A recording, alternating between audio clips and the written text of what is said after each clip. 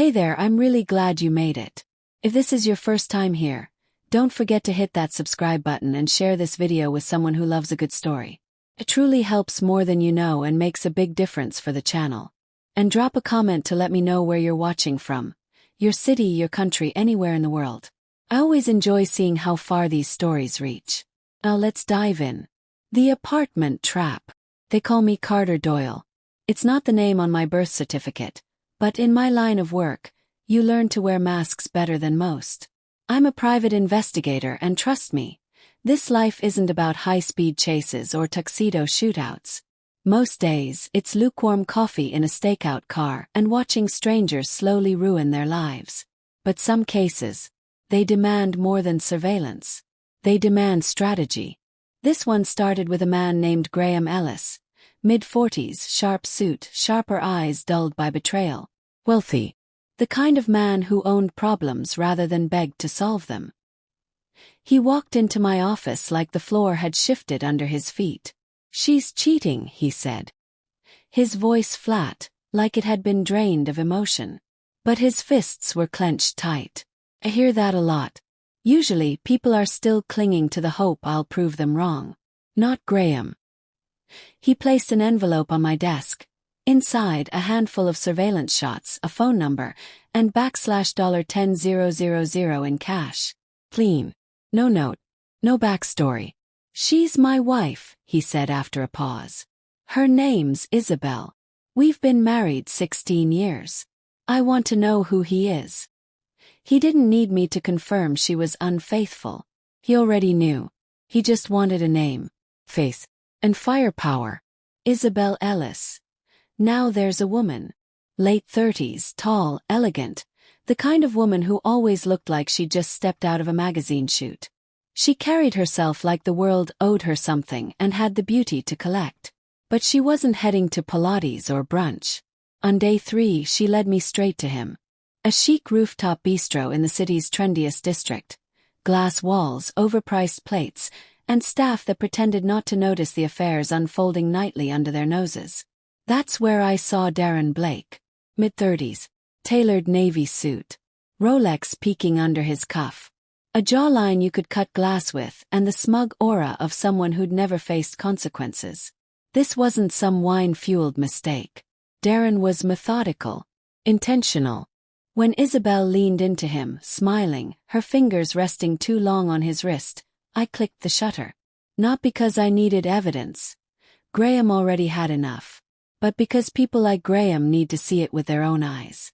Over the next week, the story unfolded like bad theater. Rented lofts, secret hotel rendezvous. A trail of text messages that would make a sailor blush. She wasn't just cheating. She had a whole second life. When I finally handed Graham the package. Photos, footage, explicit texts. He didn't rage. He didn't cry. Just that same cold stillness, like a glacier beneath a suit. "She thinks she's clever," he muttered. And that's when I saw it. This wasn't a broken man. It was a calculating one. "What about him?" he asked, flicking to a photo of Darren. "Darren Blake," I replied. VP at a startup called Vectoris. Married. 2 kids. Lives out in Westridge. Total narcissist. Thinks he's bulletproof. Graham chuckled. "Let me guess, his wife doesn't know." "Not yet," I said. "But her name's Vanessa Blake, and from what I hear, she's not the forgiving type." Now here's the kicker. Vanessa owned the loft Isabel and Darren had been using. She'd inherited it from her mother. Talk about poetic justice. Graham leaned back, steepled his fingers. "Get in touch with her. I want her in on this." That's how I found myself sitting across from Vanessa Blake in a quiet cafe the next day. Mid-30s, razor-sharp cheekbones, dark lipstick. The air of a woman who ran companies and households without blinking. She barely reacted when I slid the photos across the table. She studied them. Cold and shaken. "What do you need from me?" she asked. Graham was right. She wasn't the type to burn quietly. That evening, I found myself in Vanessa's living room. Graham sat on the couch, calm. Beside him was Jude, Vanessa's older brother. a former Marine who looked like he could lift a car with one arm and punch a hole through steel with the other. "Tomorrow night," I said. "They're meeting again. Loft. 7 p.m. "I've already got the place wired," Vanessa replied coolly. "You'll get the live feed." She smoothed her blazer and glanced at Graham. "You want your wife humiliated or ruined?" Graham didn't hesitate. "Both." "Then let's bury them." The next night I sat in my car across from the loft, laptop open to the security feed. I sipped lukewarm coffee as I watched Isabel arrive in a red dress that screamed dangerous, and Darren swagger in minutes later, grinning like a man who'd won the lottery. They didn't know they were walking into a cage. 10 minutes in, Graham's car pulled up. Jude stepped out first, knuckles already tightening. Graham followed, slow, deliberate, holding no emotion on his face. He didn't storm in. He knocked 3 times. Inside, Darren froze mid-thrust. Isabel squealed, grabbing for the sheets like a sitcom housewife caught by a husband she didn't expect home early. "Stay here," Darren said, dressing quickly. "I'll handle it." He opened the door, and Jude's fist greeted his jaw with a sickening crunch. Darren crumpled like wet laundry. Graham stepped over him and into the bedroom, eyes locked on Isabel.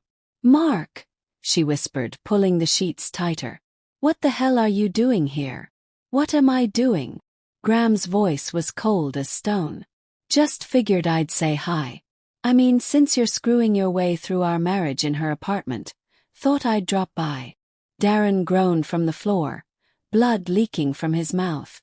"Who the hell are you?" he choked out. Graham didn't even look at him. "I'm the guy married to the woman you've been screwing in your wife's apartment." Then Vanessa stepped inside, heels echoing like war drums. She tossed a manila envelope at Darren's chest. "Divorce papers. Already filed. The house. The kids. Staying with me. The car. Hope you like buses. Vanessa, please." No, her voice was steel. "You don't get to beg. Not after that." Graham turned back to Isabel. "You're done," he said. "The house, the cars, the cards, they're all mine. You'll get the paperwork tomorrow. Don't bother fighting it. Our kids already know what you did." I showed them. Isabel burst into sobs. No one stayed to comfort her. They walked out silent and strong. I closed the laptop and sat back, letting the satisfaction wash over me. Another case closed. The fallout came fast. Darren was fired within 48 hours. Vanessa's father, an old colonel with deep industry ties, saw to it. No startup wanted a scandal. Darren's face was all over the wrong circles. His neighbors stopped waving. His kids stopped talking. Isabel fared no better. Her accounts, frozen. Her lifestyle. Last I heard, she was sleeping on her sister's couch. Even her yoga friends ghosted her. Graham. He dropped by my office a week later. Picked up a copy of the recordings, leaned against the doorframe, smiling faintly. "She tried calling," he said. "Begging. I blocked her." "You all right?" "Yes." He shrugged. "Lighter. What about Vanessa?" He grinned. "Let's just say she's got a 5-step revenge plan. And Darren's only on step 2. Think she'll go easy on him?" "Not a chance," Graham said. "She's a shark." He turned to go but paused. "You ever wonder why people do this?" "All the time. Let me know when you figure it out." Then he vanished into the night. Here's what I know after years in this job. Cheaters think they're untouchable. They confuse opportunity with invisibility. But the truth always shows up, sometimes with a camera, sometimes with a closed fist, always with a cost. And people like Graham, they don't fall apart. They rebuild. And they make sure the wreckage stays behind them. I poured myself a scotch and raised it to the screen. Another job well done. Because the truth, it's always messy. But sometimes it's damn satisfying.